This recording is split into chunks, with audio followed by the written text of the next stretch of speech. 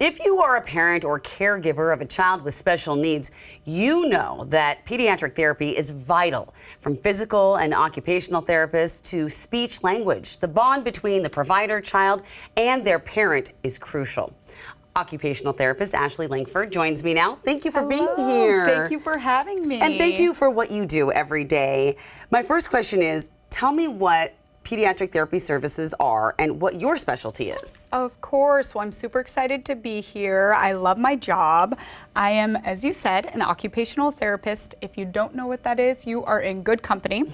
An occupational therapist, when it comes to the pediatric population, essentially just helps kids do what they need to do in their everyday lives. Okay. That can look like playing, eating, interacting with peers, going to school, whatever it might be. Yeah. And of course, looking at the underlying factors that are making that hard, like visual motor integration, fine motor skills, social skills, whatever it might be. Okay. Our team is multidisciplinary, so we have PT and speech as well. Physical therapists really dive into the gross motor, so think crawling as a baby, walking, of course with those older kids, running, jumping, climbing on the playground, and speech, of course, speech and language, but they do so much more than that. Also cognition, swallowing, feeding, we really cover it all. I really had no idea how many specialties there were. A friend of mine's son has apraxia, and so they've been working with a speech therapist for years because it does affect the ways,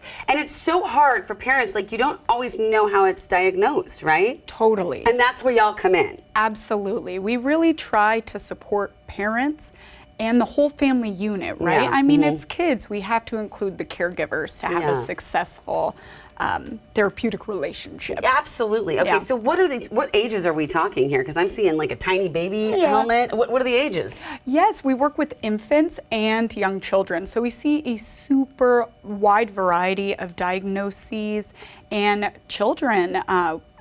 We actually have a NICU follow-up clinic. That's what's special about our clinic. Wow. Is we get to support the continuum of care. Yeah. So we are an outpatient clinic, but we communicate directly with the inpatient team. So NICU babes that are in our NICU, when they transition home, we can help with that transition. And you check and make sure everything is going right. Exactly. That has got to be a huge weight off of so many new moms and dads and parents overall. Yep. So let's talk about what therapy specifically looks like at Swedish. Like, what do the services look like? Totally. It would, of course, depend on the child, the age. Oh, yep, here you can see our beautiful pictures.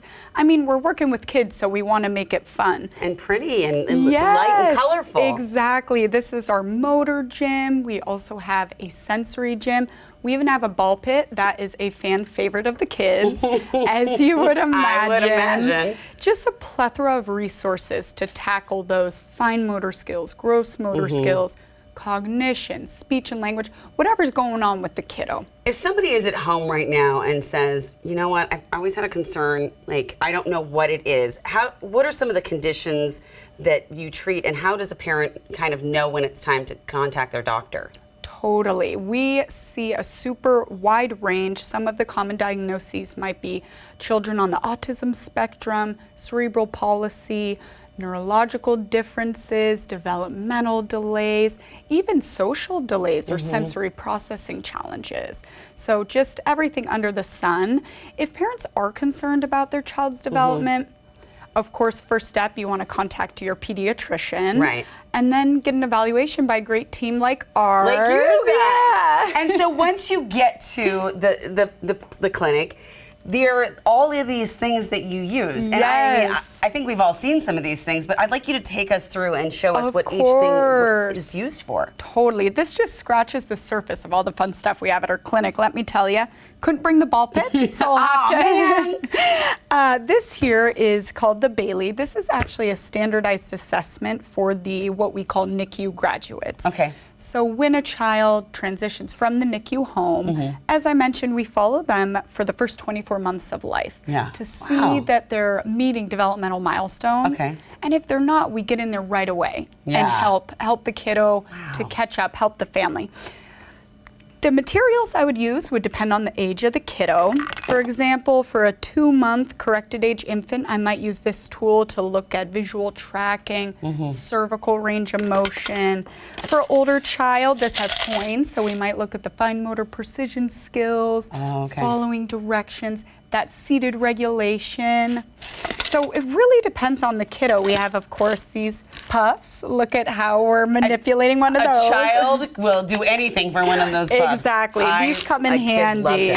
These come in handy. This helmet. Now, what I've seen children, and I think everyone has out there with a child with a helmet. What is that for? Yes, this is a cranial orthosis. So this is used in the NICU. Sometimes children can get plagiocephaly or flattening on one side of their head because they're really laying on their back quite a lot. A lot's going on, right? Lots going on. Their skulls are soft. Exactly. So this can help reshape that head if need be.